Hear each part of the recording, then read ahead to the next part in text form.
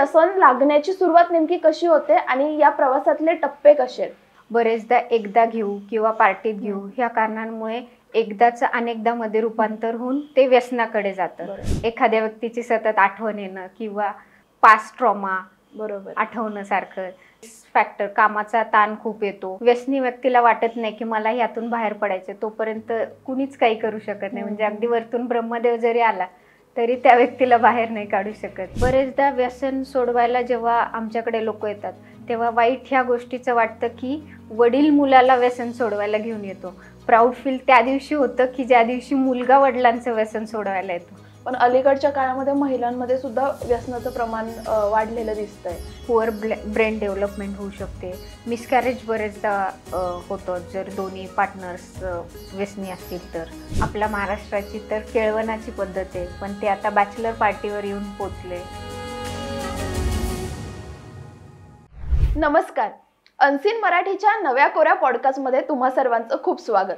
आपण आपल्या पॉडकास्टमध्ये कायमच वेगवेगळ्या विषयांवर चर्चा करत असतो आणि आजचा आपला पॉडकास्टचा विषय सुद्धा खूप गंभीर आणि संवेदनशील आहे. आजकाल समाजामध्ये व्यसनाधीनतेचं प्रमाण खूप वाढलंय. म्हणजे एकदा ट्राय करून बघू इथून एखाद्या व्यसनाची सुरुवात होते, परंतु कालांतरानं ते व्यसन सोडवणं अवघड होऊन बसतं. परंतु कुठलंही व्यसन सोडवणं अवघड जरी असलं तरी अशक्य नाहीये. परंतु त्यासाठी तुमची इच्छा आणि योग्य मार्गदर्शन असणं गरजेचं असतं. आणि त्यासाठीच आज आपण या विषयावर चर्चा करणार आहोत. त्यासाठी आज आपल्या सोबत आहेत डॉक्टर ज्योती जोगदंड मॅडम. मॅडम, तुमचं आमच्या पॉडकास्टमध्ये खूप स्वागत आहे. थँक्यू. मॅडम, जसं मी आधी म्हटलं की आपल्या समाजामध्ये व्यसनाधीनतेचं प्रमाण खूप वाढलंय, परंतु व्यसन लागण्याची सुरुवात नेमकी कशी होते आणि या प्रवासातले टप्पे कसे आहेत?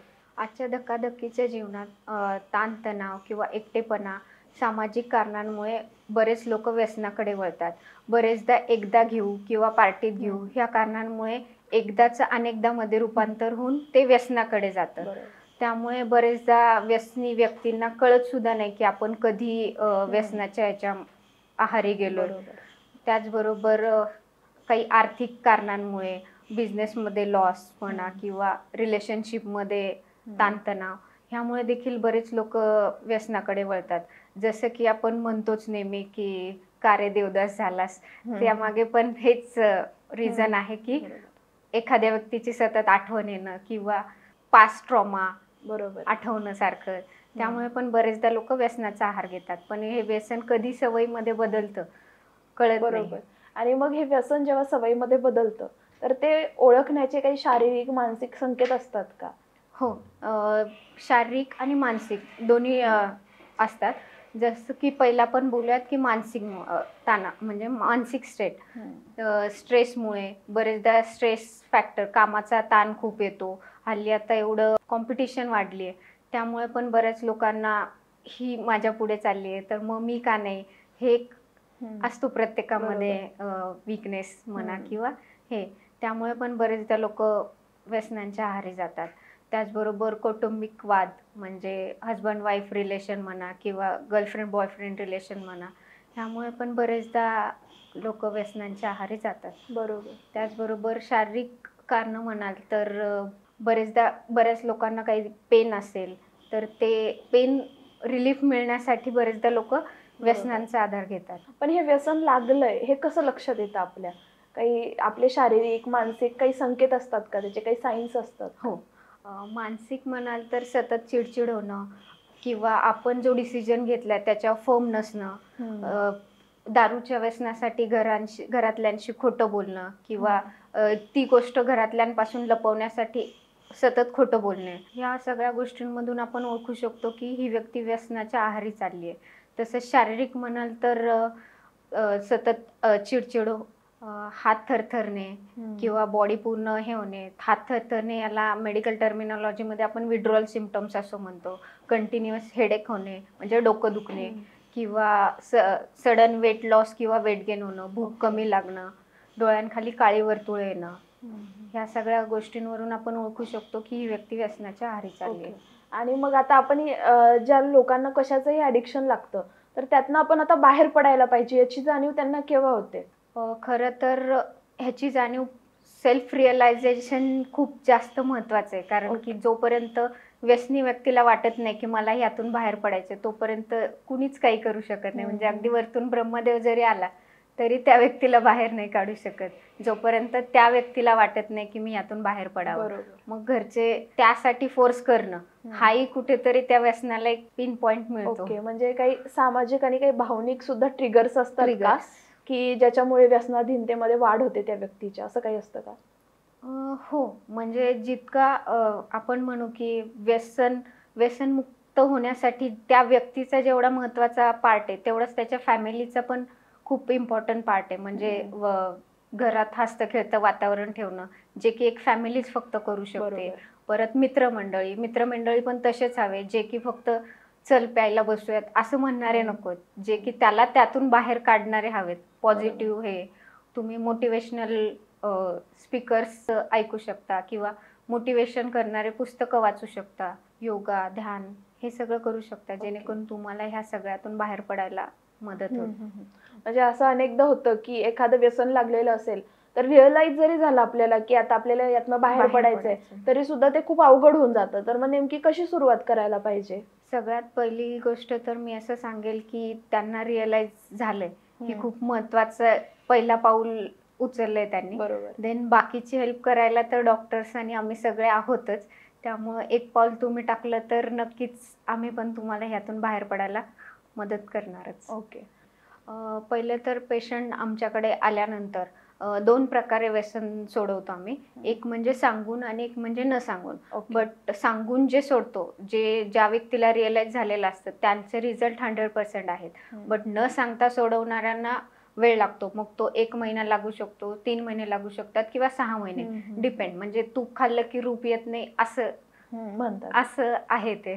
जसं आपण म्हणतो की तूप खाल्लं की रूप येत नाही, तसं प्रत्येक गोष्टीला वेळ तर लागतो. तर मग आम्ही सांगून जे करतो त्यावेळेस नाकातून आणि तोंडावाटे काही ड्रॉप्स देतो आणि घरी मेडिसिन देतो, म्हणजे 1 महिन्याचं मेडिसिन देतो. आणि या सगळ्या प्रवासामध्ये जी व्यक्ती असते, जिला व्यसन लागलेलं असतं, तर व्यसन मुक्तीच्या या प्रवासामध्ये त्यांची मानसिक ताकद किती गरजेची असते? म्हणजे मेंटली स्टेबल असणं किती गरजेचं असतं? मेंटली स्टेबल असणं खूप महत्त्वाचं आहे. त्यासाठी फॅमिली सपोर्ट खूप जास्त गरजेचं आहे. देन जे मित्रमंडळी आहेत त्यांनी सपोर्ट करणं खूप गरजेचं आहे. देन ते बाकी म्हणजे योगा म्हणा किंवा ध्यान करणं, मंत्र पठण करणं, ह्या सगळ्यामुळे मेंटल स्टेबिलिटी जी पाहिजे ती ते घेऊ शकतात. किंवा काउन्सिलिंगमध्ये सायकॅट्रिस्टचं काउन्सिलिंग घेऊन पण. ओके. आणि तुमचे काही असे अनुभव आहेत का की एखादी व्यक्ती तुमच्याकडे आली आणि मग व्यसनमुक्त झाली, तर त्यानंतर तिचं आयुष्य कसं बदललेलं होतं? बरेचदा व्यसन सोडवायला जेव्हा आमच्याकडे लोक येतात तेव्हा वाईट ह्या गोष्टीचं वाटतं की वडील मुलाला व्यसन सोडवायला घेऊन येतो. प्राऊड फील त्या दिवशी होतं की ज्या दिवशी मुलगा वडिलांचं व्यसन सोडवायला येतो. तर असं काही एखादा अनुभव तुम्ही सांगू शकाल का आम्हाला? म्हणजे आता रिसेंटली एक वडील आले होते त्यांच्या मुलाला घेऊन. 23-24 वर्षाचा असेल. तर तो गेली वयाच्या 12 ते 13व्या वर्षापासून व्यसन करायचा. बापरे. आणि त्याचे वडील MSCB मध्ये कामाला आहेत, म्हणजे जेमतेमच सॅलरी असणारे. आणि तोही थोडा मेंटली रिटार्डेड असल्यामुळे व्यसन आणि ब्रेकअप वगैरे असं बरेच झाल्यामुळे तो त्या आहारी लागलेला. बट आता तर बऱ्यापैकी तो म्हणजे व्यसनातून मुक्त झालाय. फॅमिली म्हणजे त्याचं रुटीन जे आहे तो ते करतोय. ओके. आणि असं पण होतं की ट्रीटमेंट घेतो, व्यसनातून मुक्त होतो, पण पुन्हा व्यसनाकडे वळण्याचं प्रमाण पण असतं. तर हे कसं घडतं? रिलॅप्स म्हणतो. रिलॅप्स म्हणजे व्यसनाकडे पुन्हा वळले जाणे. तर ह्यामागे बरेचदा असं असू शकतं की काही ताण आलाय किंवा एकटेपणा वाटतोय, त्यामुळे सुद्धा पुन्हा व्यक्ती व्यसनाकडे वळू शकतो. पुन्हा ट्रिगर म्हणू शकतो आपण. एखादी व्यक्ती आयुष्यातून गेली आहे किंवा एखादी घटना मेंटल ट्रॉमा म्हणू शकतो किंवा ओल्ड ट्रॉमाज काही असतील, तर त्यामुळे पण पुन्हा व्यसनाकडे वळू शकतो. आणि मग हे जसं आपण पुन्हा व्यसनाकडे वळतो, तर यासाठी एकदा व्यसनमुक्ती झाल्यानंतर असं कुठलं रुटीन फॉलो केलं पाहिजे का? काही सवयी लावल्या पाहिजेत का? जेणेकरून पुन्हा व्यसनाकडे आपण वळणार नाही, असं काही आहे का? हां, म्हणजे तुमचं रिझन, आता प्रत्येकाचं रिझन व्यसनाचं प्रत्येकाला स्वतःला माहीत बरोबर. असतं.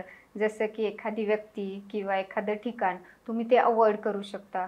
प्लस डेली रुटीनमध्ये सकाळी लवकर उठणे, सकाळी योगा, प्राणायाम, श्वसनाचे जे काही व्यायाम आहेत ते तुम्ही करू शकता. प्लस मंत्रपठण किंवा ध्यान, त्यासाठी तुम्ही काही मेडिटेशन वगैरे ह्यासारखं काही घेऊ शकता.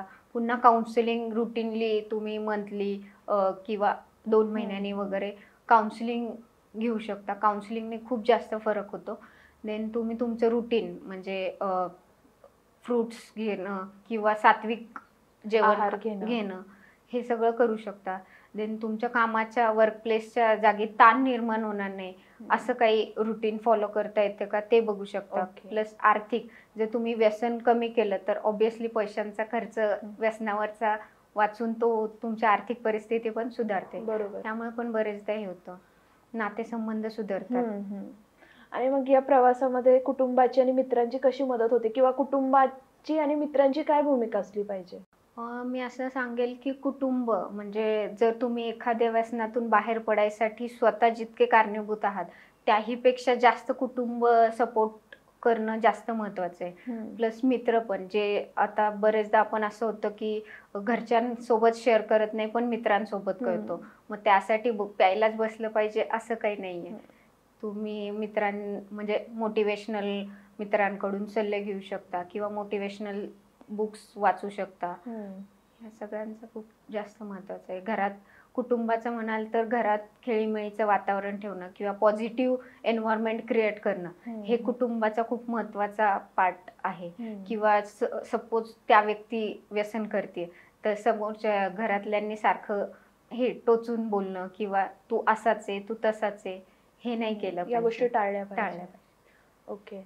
आता आपण व्यसनावर बोलतोय पण आपण आपला फोकस जास्त दारू, सिगरेट या व्यसनावर आहे. पण या व्यतिरिक्त सुद्धा काही ॲडिक्शनचे प्रकार असतात का? तुमच्या अनुभवातून काय आलंय? हो, बरेचदा लोक सिगरेट, तंबाखू, गुटखा, ड्रग्स म्हणजे इवन आपलं थिनर, त्याचे लोक खूप ॲडिक्टेड असतात. म्हणजे मेडिकल ह्याच्यामध्ये तर इंजेक्शन असतं एक एव्हिल म्हणून, त्याचेही लोक ॲडिक्टेड असतात. आता बदलत्या काळानुसार ॲडिक्शनचे प्रकार सुद्धा बदलत आहेत. तर त्याबद्दल तुम्ही काय सांगाल? फक्त मी असं म्हणणार नाही की व्यसन म्हणजे फक्त सिगरेट, दारू, तंबाखू ह्याचंच व्यसन आहे. हल्ली लोकांना मोबाईलचं ॲडिक्शन खूप जास्त लागलंय. त्यामुळे स्क्रीन टाईम खूप जास्त वाढलाय. हे पण आहे. प्लस लहान मुलांमध्ये पण सतत मोबाईल बघणं, म्हणजे ही सुरुवात कुठेतरी आपल्यापासूनच होते की आपणच, मुलगा रडतोय दे आता फोन, जेवत नाहीये दे आता फोन, ती आपल्यापासूनच सुरुवात कुठेतरी झाली आहे. बरोबर. आणि मग यावर काय उपाय आहेत? म्हणजे मोबाईलचं ॲडिक्शन अलीकडे खूप वाढलंय. लहान मुलांपासून ते तरुणांपर्यंत खूप मोबाईलचं व्यसन आहे, सोशल मीडियाचं व्यसन आहे. तर याच्यावर काय काय उपाय देता तुम्ही? लहान मुलांचं मोबाईलचं ॲडिक्शन कमी करण्यासाठी पालक नक्कीच मदत करू शकतात. जसं की त्यांना पुस्तकांची आवड निर्माण करणं किंवा वाचनाची आवड निर्माण करणं, इनडोअर आउटडोअर गेम्समध्ये जास्त इन्व्हॉल्वमेंट करून घेणं किंवा त्यांना आर्टचे क्लासेस, ड्रॉइंग क्लासेस, डान्सचे क्लासेस असं करून तुम्ही वेगळ्या ह्याच्यामध्ये त्यांना गुंतवू शकता, जेणेकरून त्यांना मोबाईलचं ॲडिक्शन जास्त लागणार नाही. जास्तीत जास्त त्यांची एनर्जी इन्व्हेस्ट जर बाकी गोष्टींमध्ये केली तर ते मोबाईलकडे फार वळणार नाहीत असं तुम्हाला म्हणायचं. ओके. तुम्ही काही तुमचे अनुभव सांगू शकतात का या व्यसनमुक्तीच्या प्रवासात आलेले? हो, नक्कीच. ॲक्च्युली आता म्हणजे 1-1.5 महिने झाला असेल, एक पेशंट आला होता. साधारण 25-24 वय असेल त्याचं. आणि तो एक क्लासिकल सिंगर आहे. बट त्याचे वडील त्याला घेऊन आले होते की व्यसन सोडवण्यासाठी. पण तो व्यसनाच्या आहारी गेल्यापासून सिंगिंग पण पूर्ण बंद झालं होतं. प्लस फॅमिली म्हणजे बायकोही सोडून गेली होती. तर मग त्याला व्यसनमुक्तीमुळे आता बराच हेल्प झालाय. तर तो त्याचे सॉंग्स पण रिलीज करतोय बऱ्यापैकी आणि त्याची वाईफ पण त्याच्याकडे परत आली आहे. बरेचदा मी तर असं सांगेल की म्हणजे बरेच लोक वडील जेव्हा घेऊन येतात मुलाला तेव्हा खूप जास्त वाईट वाटतं. पण जेव्हा मुलगा वडिलांचं व्यसन सोडायला येतं तेव्हा खूप प्राऊड फील होतं की अरे आपण काहीतरी चांगलं काम करतोय. मॅम, ॲडिक्शन लागतं पण त्यामागे काही सायकोलॉजिकल कारणं पण असतात का? हो, त्यामागे बरेचदा सायकोलॉजिकल कारण म्हणजे स्ट्रेस असू शकतो, एखाद्याला एन्झायटी असू शकते, डिप्रेशन असू शकतं, पास्ट ट्रॉमा काही असेल तर ते असू शकतं, मूड डिसऑर्डर असू शकतात. बरेचदा हे पण ॲडिक्शनचं रिझन असू शकतं. पण बरेचदा ते ट्रीट न करता आपण फक्त ॲडिक्शनवर भर देतो. तर ते पण मूळ कारण शोधून काढलं पाहिजे. तरच ॲडिक्शन, डी-ॲडिक्शन केल्याचा फायदा होईल आपल्याला. मग याच्यावर काही उपाय आहेत का? हो. जसं की स्ट्रेस, एन्झायटी, डिप्रेशन हे घालवण्यासाठी आपण सायकॉलॉजिकल काउन्सिलिंग खूप जास्त महत्त्वाची आहे किंवा आता हिप्नोथेरपी खूप जास्त म्हणजे होते, ड्रगलेस थेरपी, ज्याच्यामध्ये पूर्ण मेडिटेशन वगैरे सगळं शिकून हिप्नोथेरपी पण खूप जास्त वर्क करते यावर. मॅम, तुम्ही आता बोलताना ड्रगलेस थेरपीचा उल्लेख केला, तर ड्रगलेस थेरपीमध्ये नेमकं कुठल्या कुठल्या थेरपीज येतात? जसं की ड्रगलेस थेरपीमध्ये हिप्नोथेरपी, योगा, सायकॉलॉजिकल काउन्सिलिंग किंवा EFT म्हणू शकतो आपण. EFT म्हणजे emotional freedom technique. Then NLP म्हणजे न्यूरो लिंग्विस्टिक प्रोग्राम, म्हणजे आपल्या कॉन्शियस माइंडद्वारे सबकॉन्शियस माइंडला पॉझिटिव्ह अफर्मेशन देऊन ते सत्यात उतरवू शकतो आपण. ओके. व्यसन म्हटलं की आपल्या डोळ्यासमोर फक्त पुरुषच यायचे, म्हणजे व्यसन करतात तर फक्त पुरुषच करतात. पण अलीकडच्या काळामध्ये महिलांमध्ये सुद्धा व्यसनाचं प्रमाण वाढलेलं दिसतंय, ॲडिक्शनचं प्रमाण वाढलंय. तर नेमकं कुठल्या प्रकारचं ॲडिक्शन महिलांमध्ये जास्त आढळतं? जसं की आधीच्या काळात मिसरी लावणं किंवा तंबाखू खाणं हे व्यसन महिलांमध्ये होतं. पण आता ते फक्त मर्यादित नसून ड्रिंक करणं, स्मोक करणं हे पण म्हणजे महिलांमध्ये वाढलेलं आहे. तर आपण त्यासाठी हे म्हणू शकतो की आत्ताची जी लाईफस्टाईल आहे किंवा सोशल मीडियाचा जो इन्फ्लुअन्स आहे, त्यामुळे पण मुली पण व्यसनाकडे वळत आहेत.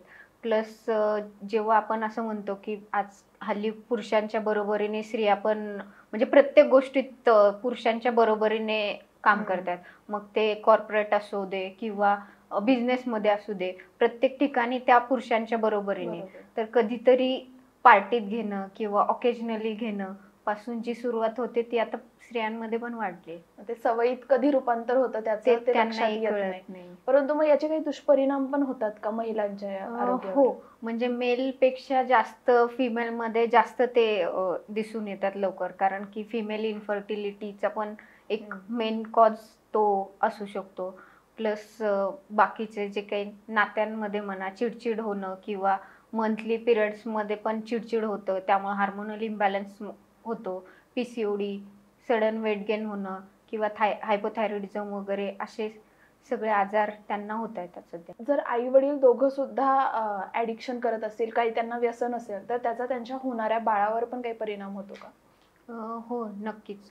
म्हणजे आता बरेचदा इन्फर्टिलिटी तर आहेच आहे, म्हणजे फिमेलच्या किंवा दोघांच्याही ड्रिंकच्या व्यसनामुळे म्हणा किंवा बाकी कुठल्याही व्यसनामुळे फिमेल इन्फर्टिलिटी होऊ शकते किंवा मेल इन्फर्टिलिटी होऊ शकते. प्लस जरी प्रेग्नन्सी राहिली तरी पण प्रीमॅच्युअर डिलिव्हरी होणं किंवा प्रीमॅच्युअर बर्थ होणं किंवा फिटल डेथ पण होऊ शकते किंवा बाळाला जन्माला आल्यानंतर कमी वजनाचं बाळ जन्माला येणं किंवा रेस्पिरेटरी डिसऑर्डर त्याला काही होऊ शकतात. इन्फंट बिहेवियर पॅटर्न चेंज होऊ शकतात किंवा त्यांना इमोशनल किंवा पुअर ब्रेन डेव्हलपमेंट होऊ शकते. मिसकॅरेज बरेचदा होतं जर दोन्ही पार्टनर्स व्यसनी असतील तर. इन्फंट विड्रॉल सिम्पटम्स येऊ शकतात, म्हणजे थरथर कापणे वगैरे, ज्याला मेडिकल टर्मिनॉलॉजी विड्रॉल सिम्पटम्स असं म्हणतात, तेही बेबीमध्ये दिसू शकतं. प्लस रेस्पिरेटरी डिसऑर्डर होऊ शकतात, म्हणजे श्वसनाचे त्रास होऊ शकतो. पुन्हा त्याचा परिणाम हार्टवरही होऊ शकतो, लिव्हरवरही होऊ शकतो. देन परत कॉग्नेटिव्ह डिसऑर्डर लाईक म्हणजे बिहेवियर पॅटर्न्स येऊ शकतात बेबीमध्ये. देन इमोशनल जे आपण म्हणतो, इमोशनल आणि मेंटल डेव्हलपमेंट ती बाळाची कमी होते. प्लस पुअर ब्रेन डेव्हलपमेंट होते. ओके. तुमच्या व्यसनामुळे त्या नवीन आलेल्या जीवाशी खेळू नका किंवा त्याला पुढे लाईफ लॉंग सफर करावं लागेल असं वागू नका. बरोबर आहे. म्हणजे जसं की आपण म्हणतो की वडिलोपार्जित प्रॉपर्टी मुलाला मिळाली पाहिजे किंवा मुलीला मिळाली पाहिजे, तसं तुम्ही व्यसनाची प्रॉपर्टी पुढे कॅरी फॉरवर्ड करू नका. आणि आरोग्यही चांगलं द्या तुमच्या मुलांना. मॅम, व्यसनाकडे वाटचालीचे काही टप्पे असतात का? हो, टोटल 5 टप्पे असतात. त्यातला पहिला म्हणजे ट्रायल किंवा एक्सपेरिमेंटल फेज आपण ज्याला म्हणतो. म्हणजे मित्र म्हणालेत की चल आज घेऊन बघूयात म्हणून घेतली, किंवा ऑफिसमध्ये कोणीतरी फोर्स केलाय म्हणून घेतली, ऑकेजनली घेतली, किंवा हल्ली सोशल मीडियावर लोक टाकतात की मी आज ही ड्रिंक घेतली, ती ड्रिंक घेतली, असं ट्रायल म्हणून घेतलेली म्हणजे एक्सपेरिमेंटल किंवा ट्रायल म्हणू शकतो आपण त्याला. म्हणजे जसं की आता आपल्या महाराष्ट्राची तर केळवणाची पद्धत आहे, पण ते आता बॅचलर पार्टीवर येऊन पोचले. म्हणजे की ट्रायल घेणं किंवा फ्रेशर पार्टी आहे म्हणून एकदा ट्राय करणं. यानंतर येते की रेग्युलर आणि किंवा रुटीन फेज, ज्यामध्ये ऑकेजनली घेणारे म्हणजे वन्स इन अ मंथ घेणारे 15 दिवसाला, आठवड्याला घ्यायला स्टार्ट करतात. त्यामुळे मग त्यांना घेतलं नाही की विड्रॉल म्हणजे थरथर कापणे वगैरे असं होऊ शकतं, मूड स्विंग्स होऊ शकतात. ॲडिक्शनचे टोटल 5 फेज असतात. पहिली असते की क्युरिओसिटी फेज, म्हणजे कोणीतरी म्हणतंय म्हणून घेणं किंवा आहे काहीतरी म्हणून क्युरिओसिटीने ट्राय करणं.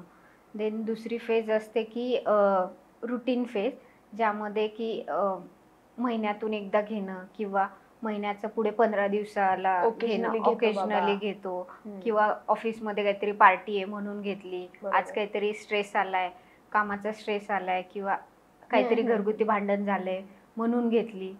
त्यानंतर तिसरी फेज येते की रिस्की फेज, ज्यावेळी त्या व्यक्तीला माहीत असतं की आता मी व्यसनाच्या अधीन होत चाललोय, बट तरी ती घेणं किंवा त्याचं जस्टिफिकेशन स्वतःला देणं की हां ठीक आहे, मी त्यावर डिपेंड झालोय, मला घ्यावंच लागतंय. देन चौथी फेज येते की डिपेंडन्सी, म्हणजे त्यावर पूर्णपणे हळूहळू डिपेंड होणं, म्हणजे मानसिकदृष्ट्या पण आणि शारीरिकदृष्ट्या पण, की मला घेतलीच पाहिजे, घेतली नाही तर मला कसं तरी होतं, अस्वस्थ होणं, चिडचिड होणं, राग येणं, ह्या सगळ्या ह्याच्यामध्ये येऊ शकतं. देन सगळ्यात लास्ट म्हणजे 5वी फेज जी येते ती ॲडिक्टिव्ह फेज, म्हणजे जी ॲडिक्शन डिसऑर्डर ज्याला आपण म्हणतो, की पूर्णपणे माणूस घेतला नाही तर म्हणजे रुटीन त्यांचं करूच शकत नाही, किंवा विड्रॉल सिम्पटम्स येणं, हात थरथरणे किंवा चिडचिड होणे. त्यामुळे माणूस जे ऑकेजनली घेत होता ते डेली घेणं किंवा दिवसातनं 2-3 वेळा घेणं. म्हणजे हे घेतल्याशिवाय मी आता जगू शकत नाही अशी फिलिंग येते. ह्या झाल्या सगळ्या 5 टप्पे. त्याप्रमाणे आपण कुठल्या फेजमध्ये आहोत हे ओळखणं गरजेचं आहे, आणि तशा प्रमाणे डॉक्टरांचा सल्ला, ट्रीटमेंट घेणंही गरजेचं आहे. म्हणजे आपली पायरी ओळखून माणसाने चढायचं की उतरायचं हे ठरवलं पाहिजे, आणि तसं स्वतःला व्यसनातून मुक्त कसं करता येईल ह्याकडे भर दिली पाहिजे. हा जो प्रवास असतो डी-ॲडिक्शनचा, व्यसनमुक्तीचा, तर याच्यामध्ये रिहॅब सेंटरचा कसा रोल असतो? हो, नक्कीच. रिहॅब सेंटर खरंच खूप मदत करतं. जेव्हा की पेशंटला आपण काउन्सिलिंग करतोय, रेग्युलर मेडिकेशन देतोय, परत रिपीटेडली काउन्सिलिंग देतोय, तरी पण त्याचा काही उपयोग होत नाही. चिडचिड वाढली आहे, इम्पल्सिव्ह होतोय, घरच्यांवर म्हणजे हात उगारणं वगैरे, किंवा डेली रुटीन भांडण करणे, गावात गेलं किंवा कुठेही गेलं तरी भांडणाचं मूळ व्यसनाने होणे, किंवा डेली रुटीनली व्यसन करणे. ह्या स्टेजला जेव्हा की सगळं करून काहीच उपयोग होत नाही, तर त्यावेळी रिहॅब सेंटरचा खूप जास्त महत्त्वाचा रोल आहे, ज्यामध्ये आपण त्यांना पूर्णपणे सोशली डिस्कनेक्ट करून किंवा विड्रॉल सिम्पटम्स जे येत आहेत त्यावर पूर्णपणे ऑब्झर्वेशन, ट्रीटमेंट, प्रॉपर ट्रीटमेंट देऊन जे आपण त्यांना प्रोग्रेसिव्ह लाईफस्टाईलकडे घेऊन येऊ शकतो परत.